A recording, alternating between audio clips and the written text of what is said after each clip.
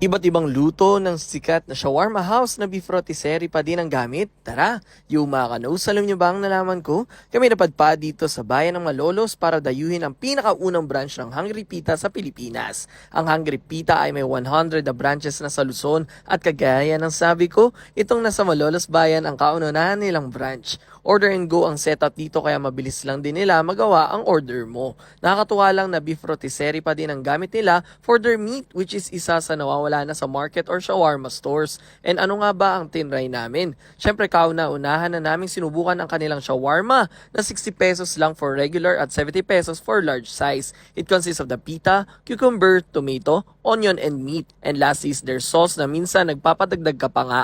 The serving is balanced at di ka naman mabibitin sa meat ng shawarma mo kahit single, taken, or hungry ka pa. Next is the Delecta Bowl which is yung shawarma rice nila. They have this yellow java-like rice and same content with the shawarma. And yes, perfect sa mga nagmamadali and this is for only 68 pesos. This one naman ang burrito if you want to eat rice pero you want to eat it by one hand, ganun. And ibang rice naman ang ginagamit nila dito para mas makuha ang Mexican-like taste ng burrito. Ito ay 78 pesos naman. While another Mexican-inspired na pitacos na nilagyan naman ng additional shredded veggies and ginawang different approach ng texture ng pita for its tortilla. This is 61 pesos naman. For something bite-sized or pang finger food ay you can try their quesadilla na cheese or tuna na 58 at 63 pesos lang. At ang pita chips na 33 pesos that they made the pita crispier for its texture and slice it to smaller pieces. At syempre sinamahan ng kanilang cheesy sauce for its dip. And huwag din natin kalimutan na meron silang drinks. Itong lychee jelly soda cooler at itong Japanese red tea jelly cooler. Among their 100 branches, you can also visit Robinson's Malolos branch.